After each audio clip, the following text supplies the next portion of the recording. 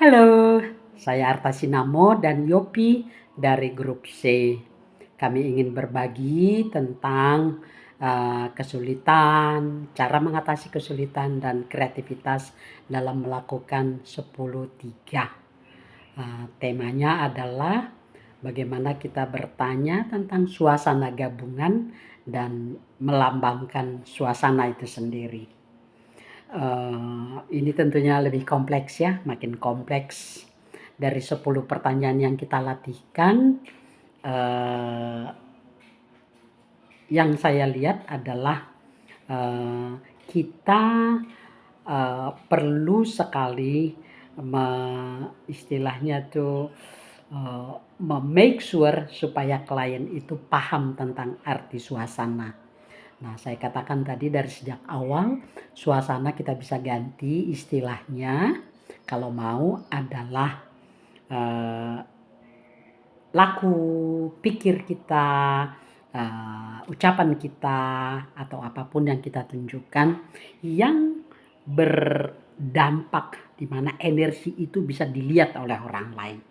Nah, mengapa itu penting? Supaya kalau kita bicara dengan klien, energi kita bisa sinergi. Dan dalam bicara kita bisa fokus. Dan kita dalam melakukan pembicaraan itu bisa fun dan menikmatinya. Karena ini menyangkut suasana, ya, suasana hati, pikiran, perasaan kita. Nah, itu nantinya tampak di dalam persepsi kita atau juga persepsi klien kita, bagaimana emosinya, bagaimana komunikasinya, bagaimana aksinya. Makanya kita memang selalu dari awal mengajukan pertanyaan itu harus cerdas. Nah, kalau kami perhatikan pertanyaan nomor 4 itu agak-agak bisa membuat klien diam. Contohnya pertanyaan disebut di situ, kalau masih adakah suasana yang lain? Kalau jawabnya tidak, stuck kita.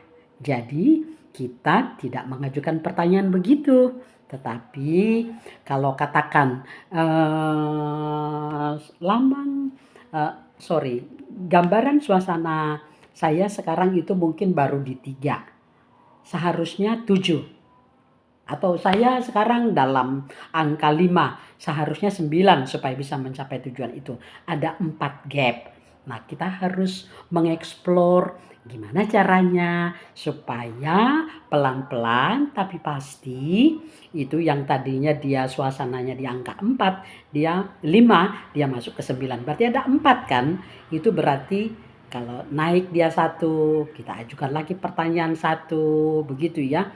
Sampai nanti dia bisa katakanlah angka 8 atau angka 9. Nah, begitu dia sudah mulai angka tinggi, baru nanti kita mencoba bertanya kepada dia bagaimana lambang suasana prulnya klien kita. Di situ baru kita ajukan.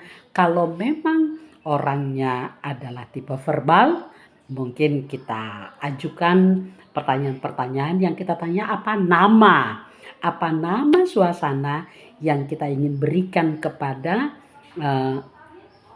apa yang terjadi saat kita mencapai katakan tujuan itu. Nama itu buat orang verbal atau buat orang audio itu cocok. Nah, kalau mungkin orangnya adalah tipe visual, nah kita bertanya untuk melambangkan suasananya, apa gambar yang mewakili suasana Anda ketika Anda mencapai tujuan itu. Katakan begitu ya.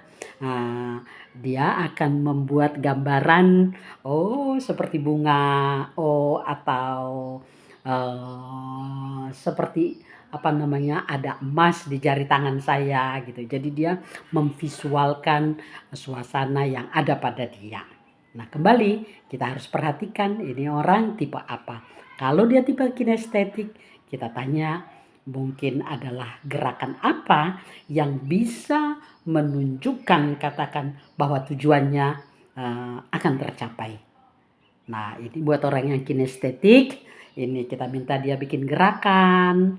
Kalau dia orang audio barangkali kita mungkin kalau ada musik barangkali, suasana hati Anda seperti lagu apa yang Anda sukai, coba kita nyanyi, ya gitu. Supaya nanti suasananya itu betul-betul begitu pada stage yang terbaik. Menurut saya, di sini ini sebenarnya adalah, kita membawa klien kita untuk sampai pada puncak suasana. Suasananya itu sampai pada angka yang besar, pada angka yang tinggi. Kalau itu kita lakukan, maka bersemangatlah klien kita untuk mencapai tujuannya. Itu dari kami, saya Arta Sinamo dan Yopi. Terima kasih untuk para coach kami. Kami dari grup C.